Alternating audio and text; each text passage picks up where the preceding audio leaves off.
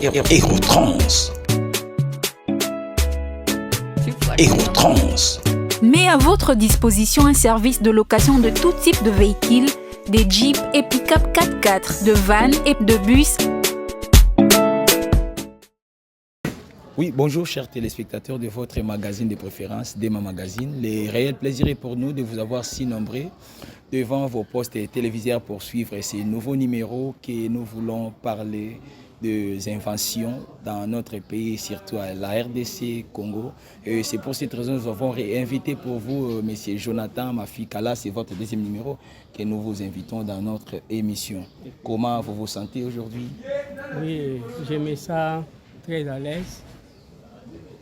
Vraiment très à l'aise comme notre première émission. Par rapport à la situation qui s'est passée au Palais du Peuple, il y a eu un forum qui s'est déroulé là. Comment est-ce? Oui, le forum des génies scientifiques congolaises, deuxième édition, s'était bien passé. Hier, on avait publié la liste des candidats à retenir pour la deuxième phase. On avait sélectionné 359 candidats et après évaluation, on a affiché la liste. Moi, j'ai réussi avec 68,1%. Mais pour la deuxième phase, ce sont les inventaires ou les innovateurs qui ont eu plus de 70%, 70% en haut qui seront retenus pour deuxième phase. Nous les autres, comme moi j'ai eu 68,1%, je suis retenu pour la phase incubatrice, c'est-à-dire après le déroulement de cette deuxième phase, moi on va m'appeler pour voir comment on peut faire pour accompagner l'invention. D'abord, parlons plus pour ceux qui ont réussi à la première phase. Qu'est-ce qui leur seront donnés? Voilà, bon, par exemple. Pour les candidats qui sont réussis à la première phase, je vous souhaite bonne chance. C'est ça la vie. Chacun de nous a sa chance. Chacun de nous aussi a ses opportunités. Nous aussi, on avait espéré de passer à la première phase, Dieu voulant, comme il est maître de temps, maître des circonstances. Mais l'essentiel pour nous, comme notre nom est là, c'est-à-dire ceux qui sont réussis pour la première phase, ils ont bénéficié de l'accompagnement de l'État. On va sélectionner ces 172 candidats, on va sélectionner seulement 65. Pour ces 65-là, l'État va subventionner leurs différentes innovations, inventions. Les 65-là que tu as dit, c'est par rapport aux inventions ou bien par rapport au nombre de pourcentages obtenus? Bon, pour être retenu à la première phase, on a d'abord réussi au-delà au-delà des 70%. Maintenant, ceux qui sont réussis au-delà des 70%, il y aura l'exposition. Les examinateurs aussi seront là. On va voir la pertinence de leur innovation, de leur invention. Et je sais que par là, on va sanctionner leur exposition. Parce qu'il y a 3 prix. Il y a prix d'or, prix de bronze et prix d'argent. Il y a aussi des prix, des récompenses attachées dans ces différents prix-là.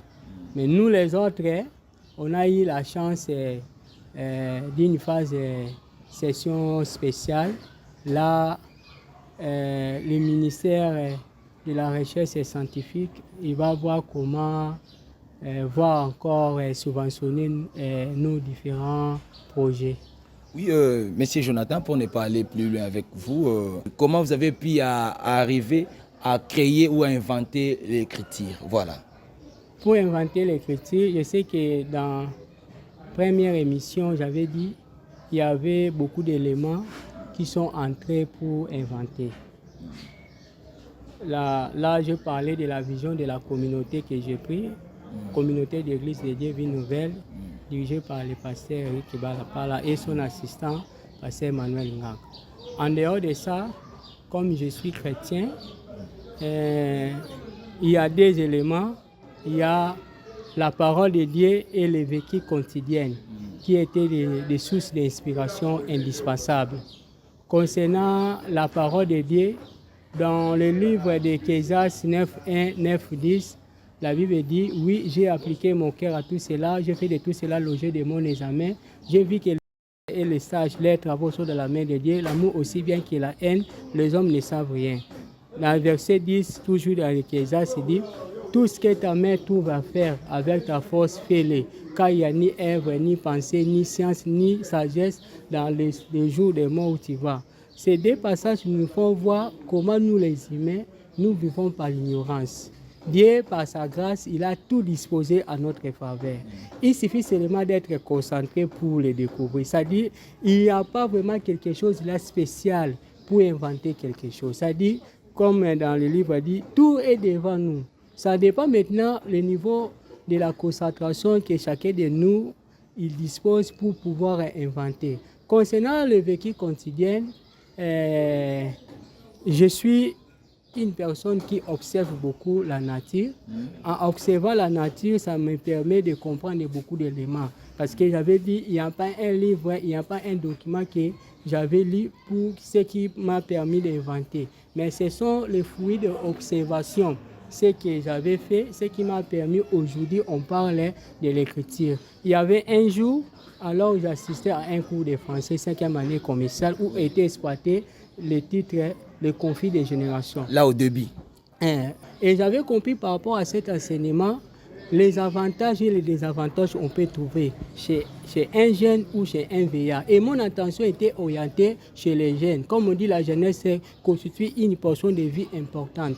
Et j'ai remarqué, en étant jeune, nous avons les avantages. Parmi les avantages, nous avons la lucidité de s'appliquer à une information, l'esprit de recherche, la capacité de bricoler, de comprendre beaucoup. Ça, ce sont parmi les avantages. Parmi aussi les avantages, on peut trouver la jeunesse, l'immaturité, les jeunes ne pensent pas à la mort, irresponsabilité. Mais par rapport aux avantages et les désavantages, j'ai compris que les jeunes sont plus focalisés dans la partie négative.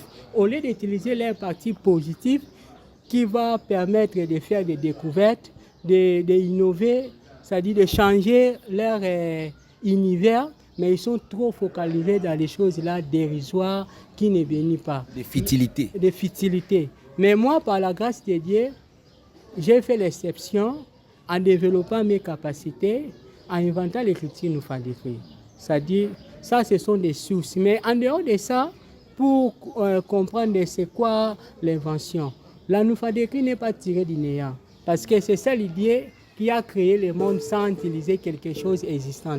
Mais nous, les restes, nous sommes référés de quelque chose. Moi, pour inventer la nouphadécrite, il y a 3 écritures préexistantes qui ont constitué pour inventer l'écriture nouphadécrite.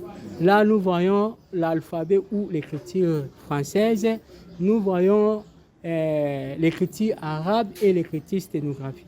Dans l'écriture française ou l'alphabet français, j'avais eu les graphiques que nous utilisons. Les graphiques que nous utilisons A jusqu'à Z. Maintenant, ces graphiques-là, j'ai nouphadécritier. Quand on parle de nouphadécritier, parce que nous avons aussi nos termes appropriés. Donc, façonné à votre manière. C'est-à-dire, j'ai nouphadécritier, c'est-à-dire, j'écris ça par rapport aux différents principes que l'écriture nouphadécrite a inventés. Ouais. Lors de l'apprentissage, que vous allez mieux comprendre. À part là, comme ça, peut-être vous serez un peu bloqué. Dans l'écriture arabe, nous avons pris les chiffres. Parce que notre chiffre, ça provient des chiffres arabes. Mais nous avons renversé, en dehors des renversements, il y a aussi des principes bien élaborés pour écrire. Dans l'écriture scénographique, parce que je suis diplômé en commercial à l'Institut de la Colline, notre professeur Banza nous a enseigné la scénographie. Le fait d'avoir la scénographie, on a remarqué dans la scénographie, il y a 3 lignes imaginaires lorsqu'on écrit. Il y a au milieu, en dessous et au-dessous. C'est-à-dire le même signe, si vous placez au milieu, a une signification. Lorsque vous déplacez en haut ou en bas, ça change de signification. Ça ne donne pas les mêmes choses, même appellation. Maintenant, vous allez remarquer aussi ces principes dans l'écriture nous fait décrire. Nous, on n'a pas emprunté ou utilisé les signes de la sténographie. Même si que nos signes en écrivant peuvent donner la forme de l'écriture sténographie, ça donne aussi la forme de l'écriture arabe, ça donne aussi la forme de l'écriture chinoise. Il y a beaucoup de formes. Maintenant, ces formes-là n'ont pas la même signification lorsque nous utilisons dans l'écriture nous fait décrire. Ça, ce sont les éléments qui ont permis de l'inventer, l'écriture nous fait décrire. Ok, oui, merci beaucoup, monsieur Jonathan, l'inventaire. Lentement, sûrement, nous entrons déjà dans le fond de ces numéros. Explique-nous un peu, monsieur Jonathan, au début. Est-ce que vous avez eu des résistances, il y a eu des mauvais conseillers, je vais dire ça. Est-ce que ça vous est aussi arrivé, quelque chose de comme ça? Effectivement, comme toute invention, comme toute initiative, il y a ceux qui encouragent, il y a aussi ceux qui découragent.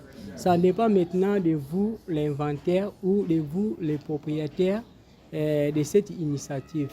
Si vous connaissez de ce que vous êtes en train de faire, vous n'allez pas vraiment focaliser aux encouragements ou aux découragements des gens. Les encouragements des gens et les découragements des gens, ce sont des facteurs qu'on ne peut pas refuser. Mais ça dépend maintenant de votre vision. Moi, je me connaissais déjà ce que je faisais. Ce que j'avais dit, quand j'ai eu l'esprit d'inventer l'écriture par rapport à la vision de la communauté et j'ai pris Vie Nouvelle, comme nous avons beaucoup d'endroits éducatifs, on voit la famille, on voit l'école, on voit l'université. On voit aussi l'église. École et université sont classées dans la même classe. J'avais proposé l'école que j'étudiais. Dans ce temps-là, c'était ISCOM, Institut scientifique et commercial de Kisenso.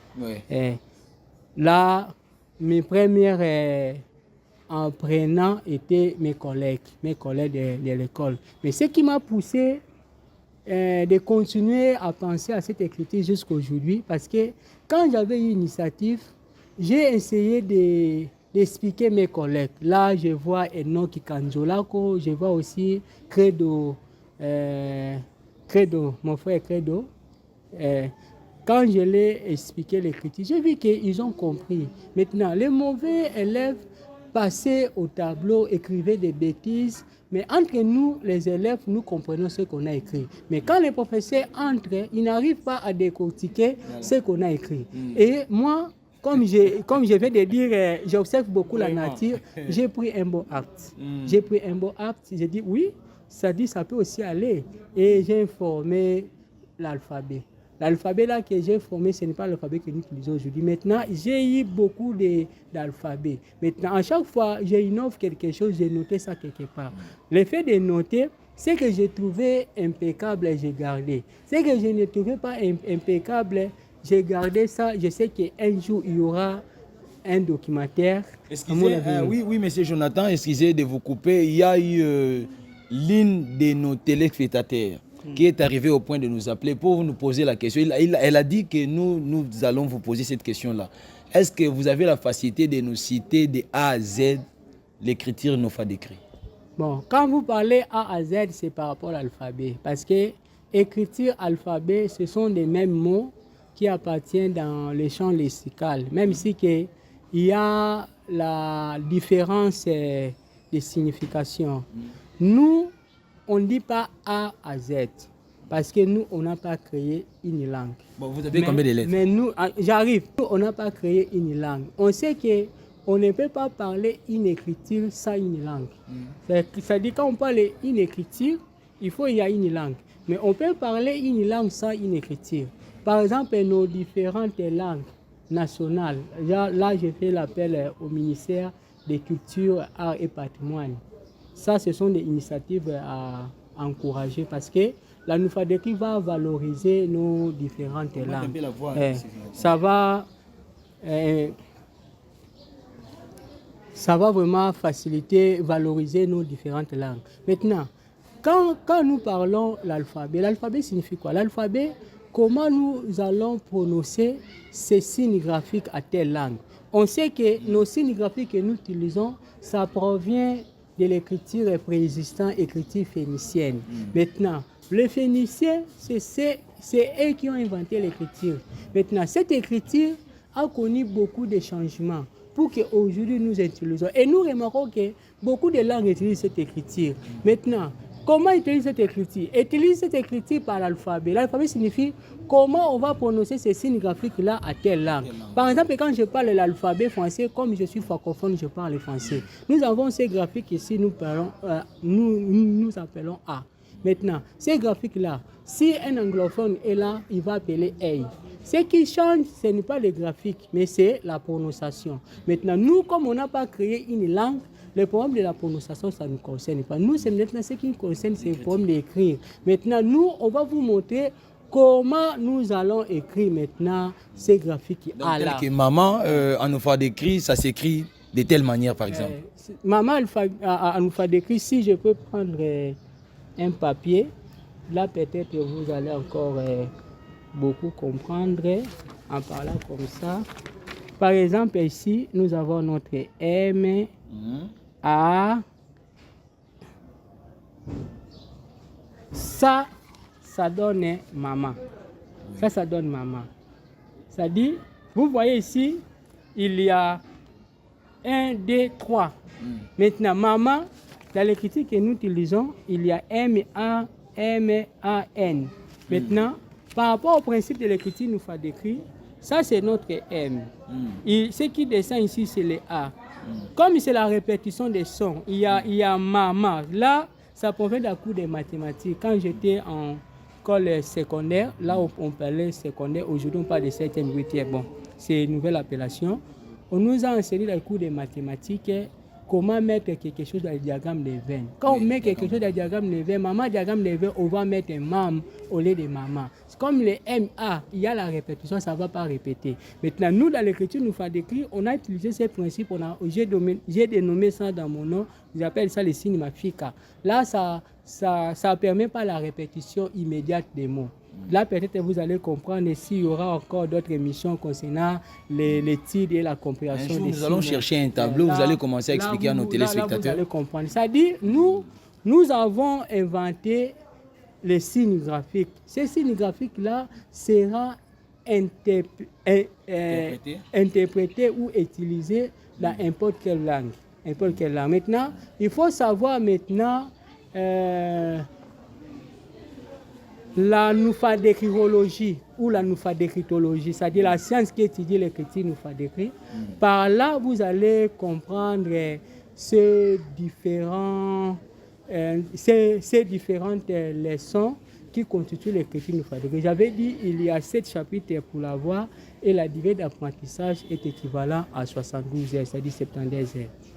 Ok, oui, Monsieur Jonathan, je pense que nous tendons déjà vers la fin de notre numéro, mais nous avons encore 2 petites questions et sont aussi pertinentes. Dis-nous un peu, avez-vous déjà sollicité une aide financière, je vais dire, peut-être au niveau du gouvernement ou bien quelqu'un qui peut avoir des possibilités pour vous aider afin de réaliser votre vision, quoi? Oui, je peux dire, j'ai sollicité des financements concernant cette invention. D'abord, quand j'étais encore étudiant, il y avait une exposition là des universités. Oui. J'avais aussi participé parce qu'on a dit à la fin de cette exposition, il y aura le financement. J'avais passé à la première phase pour présenter l'écriture. Il y avait l'interview, j'avais répondu aux différentes questions. Malheureusement, je n'étais pas retenu pour la dernière phase. Je ne sais pas pourquoi. J'avais aussi participé à un forum, l'autre forum là, j'étais accompagné par le pasteur Christian Ilou, là à Nadek. Au début, on avait registré plus de 1000 candidats, mais on avait retenu 22. Dans les 22 là, moi j'étais là. Mais lors de l'exposition, on a retenu seulement une seule personne. Et moi, j'avais bénéficié seulement des brevets. Et ma 3e participation, c'est avec un forum de génie scientifique congolaise, deuxième édition. J'ai été là et ce que je viens de parler au début pour ne pas répéter, on attend la suite. C'est-à-dire, jusqu'à maintenant, il n'y a pas vraiment de partenaires. Il n'y a pas vraiment de partenaires. Même si que, le premier partenaire, d'abord, c'est moi-même, c'est ce que j'ai dit. Mais, comme on dit, nul peut construire une maison seule. Il y a des architectes, des maçons, hein, des charpentiers pour que la maison soit bien construite. C'est-à-dire, j'ai fait l'appel à toutes personnes de bonne foi qui sont animées l'esprit de la culture, de venir expérimenter l'intelligence que l'écriture nous fait décrire dispose. Et par là, ça va encore aider cette invention à aller encore de loin. C'est ce que je peux dire. En disant à nos téléspectateurs, s'il y a quelqu'un de bonne foi, de venir quand même vous épauler. C'est de cette manière-là, vous voulez dire. Et essayez un peu d'être clair envers ceux qui sont en train de nous suivre à l'instant. Je vous donne l'espace. Explique-les qu'est-ce que vous avez comme difficulté afin qu'ils puissent vous aider quand même, mon cher frère. Bon, par rapport les difficultés que nous avons pour l'épanouissement intégral de cette invention, d'une nouvelle écriture, j'ai besoin d'abord que l'écriture soit légalisée. Oui. Parce que jusqu'à maintenant, l'écriture n'a pas vraiment de documents officiels qui confirment que c'est une invention congolaise inventée par M. Jonathan Mafika. À part ça, j'ai besoin aussi de l'accompagnement. L'accompagnement au niveau national et au niveau international. Parce que notre idée est que cette invention ne soit pas seulement connue par une communauté réduite, non, mais nous voulons que cette invention soit connue par tous. C'est pour cela le nom des supports de notre écriture, on dénomme la Noufadécrit à la portée de tous. C'est-à-dire, nous donnons l'opportunité à toute personne persuadée de venir apprendre l'écriture Noufadécrit. Ok, merci beaucoup. Je pense que nos chers téléspectateurs, vous avez très bien suivi notre invité du jour, M. Jonathan Mafika, l'inventeur. En tout cas, nous sommes déjà presque à la fin de ces numéros. Monsieur Jonathan, votre tout dernier mot, je pense que vous ne manquerez pas à saluer quand même ceux qui vous aiment, ceux qui sont en train de vous suivre à l'instant. Ils auront besoin aussi que vous leur appreniez cette écriture, alors vous leur direz quoi? Bon, je suis très content de passer encore pour la deuxième fois dans votre émission. Je sais qu'il y a encore des gens qui sont animés aussi de bonne foi. Oui. Le fait d'attendre toujours parler de l'invention, mais nous ne voulons pas que ça termine seulement le fait d'attendre, mais il faut aussi venir nous contacter pour voir quelles sont les choses que nous manquons pour son évolution. Ok, mais Jonathan, avant les salutations, des parents, lorsque vous faites ça, qu'est-ce qu'ils disent? Bon, au début, ils ne comprenaient pas. Quand je disais que j'ai inventé une écriture, ils voyaient ça quelque chose là bizarre. Bizarre, étrange. Je m'en souviens encore, ma mère me disait, inventer écriture. Mais avec le temps, avec les réalisations, avec aussi la durée, aujourd'hui c'est 15 ans, ils commencent à comprendre. Je vois ma famille partenaire qui se trouve en Mwanda. Je salue mon homonyme, ma fille Alphonse et Priscille Tegra. Souvent, ils voient seulement envoyer les écrits dans l'écriture nous font décrire. Ils n'arrivent pas vraiment. Mais avec le temps, ils commencent à comprendre et de parler de cet écrit. Comme on dit, nul est prophète chez soi. C'est-à-dire, ce que je peux dire, vous pouvez déjà comprendre. C'est-à-dire, mais j'ai fait un effort de réaliser de bonnes choses pour qu'ils soient aussi très fiers de voir que leur fils a inventé une écriture. Oui, merci beaucoup, Monsieur Jonathan, pour votre disponibilité. Oui, chers téléspectateurs, c'est ici que s'achève ce numéro. Quelques salutations à ceux qui ont eu l'occasion de vous suivre aujourd'hui. Bon, ma salutation, je salue tout le monde qui va suivre cette émission. Je salue ma communauté Vie Nouvelle. Je salue la fraternité des anciens et actuels de l'Institut de la Colline. Je salue les clubs Noufadekri. Je salue mon frère Jonathan Panjou. Je salue ma mère Laurence Timbakouti. Je salue mon enfant Iridi, ma fille Kangad. Je salue mon département des lettres et civilisations françaises. Et je salue Madame Annette Lubota. Je salue tous mes fanatiques, pour ne pas citer tous les noms. Vraiment, je suis très content. Et ma dernière salutation, c'est à Richard Ndanga Bozo, à Héritier Bouchanga. Je vous remercie. Oui, merci beaucoup. Mes salutations, chère épouse, Madame Déborah Toumba, Davira Bénicia Grace et bébé Chloé. Là, c'est ma famille, je les salue tous. Aussi derrière la caméra, je vois mon équipe technique, équipe fort. Je vois Stéphane Mwamba et je vois Peignel derrière la caméra. Et je salue aussi Roméo Nao qui se trouve encore en déplacement pour cette mission de la presse. Oui, merci beaucoup à vous tous qui avez eu l'occasion de suivre ces numéros. Quant à moi, je tiens à vous dire merci et au prochain numéro.